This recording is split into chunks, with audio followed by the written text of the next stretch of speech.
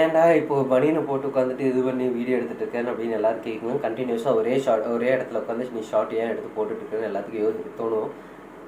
But நான் இப்போதைக்கு ஏன் அப்படி எடுக்கிறேன்னா,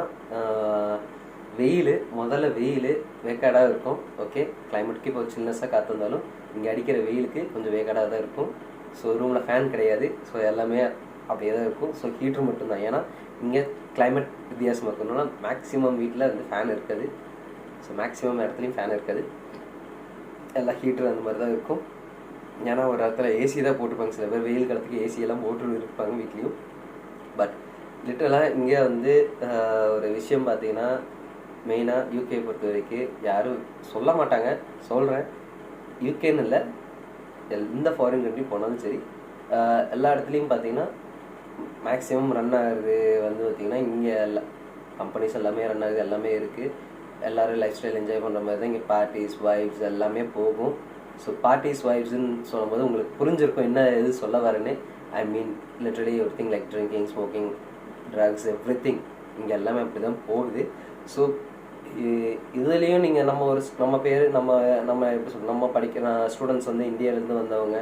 ஸோ இங்கே இருக்கிறவங்க சில பேர்லாம், ஐ மீன் இந்தியாவிலேருந்து வரப்போகிறவங்களுக்கும் சொல்கிறேன், வந்து இங்கே வந்து இந்த பார்ட்டிஸு இந்த மாதிரி என்ஜாய்மெண்ட்ஸை நம்மளும் சுற்றணும், ஆசைப்பட்டும் குடிக்கணும் அப்படின்லாம் இருப்போம். ஸோ இங்கே அதை குடிக்கணும் இப்படின்னு யோசிச்சிங்கன்னா கொஞ்சம் யோசிச்சுக்கோங்க, உங்களோட மணி அப்படியே லிட்டரலாக காணாமல் போயிடும். ஓகேவா, இதுதான் ரியாலிட்டி. எப்போ இப்படின்னு போனீங்கன்னா இப்படின்னு காணாமல் போயிடும், உங்கள் மணி ரியாலிட்டிக்கு காணாமல் போயிடும். ஸோ நீங்கள் சேர்த்து வைக்கிறது ஒரு பொக்கிஷம். ஸோ அது சேர்த்து வச்சா மட்டும்தான் அது கடன் அடைக்க முடியும், எல்லாமே பண்ண முடியும். நான் இப்போ வரைக்கும் ட்ரை பண்ணி எனக்கு கால் பண்ணி ஒரு ஸ்டூடெண்ட் வீசாவில் இருக்கிறேன். இப்போ முடியும், ஐ மீன் ஏன்னா எனக்கு இப்போ ப்ராஜெக்ட்டு ப்ளஸ் ப்ரெசன்டேஷன் மட்டும்தான் இப்போ சப்மிஷன் இருக்குது. ஸோ இது மட்டும்தான் நான் சப்மிஷன் பண்ண வேண்டியது இருக்குது. அப்புறம் இந்த வர மே மந்தில் வந்து எனக்கு வந்து ஃபஸ்ட் வீக்லேயே நான் வந்து ஒரு அசைன்மெண்ட் சப்மிட் பண்ணணும். அது சப்மிட் பண்ணிட்டேன்னா எனக்கு ப்ராஜெக்ட் ப்ரெசன்டேஷன் மட்டும்தான். அதுக்கு பார்த்தீங்கன்னா என்னோடய கிளாஸ் வந்து பார்த்திங்கன்னா லிட்டரலாக ஜூன் மந்த்து தான் சம்திங் கிளாஸ் இருக்குது. பட் ஆனால் எனக்கு இன்னும் டைம் டேபிள் அப்டேட் எதுவுமே வரல. பட் என்னோடய ஜூனியர்ஸ்க்கு அதுக்கான ப்ராஜெக்டுக்கான கிளாஸ் வந்து அவங்களுக்கு டிஃப்ரெண்ட்டாக இங்கே எடுத்திருக்காங்க.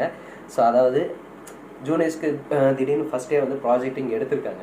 ஸோ அவங்களுக்கு எடுத்ததுனால அவங்க கேட்ட கன்வே பண்ணும்போது இந்த மாதிரி மந்த்லி ஒரு மாதத்துக்கே பார்த்தா 3 நாள் தான் கிளாஸு. ஸோ ஒரு மாதத்துக்கே 3 நாள் தான் எனக்கு கடைசி நாள் ஐ மீன் 3 நாள் தான் கிளாஸ்னா, ஒரு மாதத்துக்கே மொத்தமாக 3 நாள் கிளாஸ்னால் வாரத்துக்கு ஒரு நாள் கிளாஸ், அந்த மாதிரி தான் கணக்கு.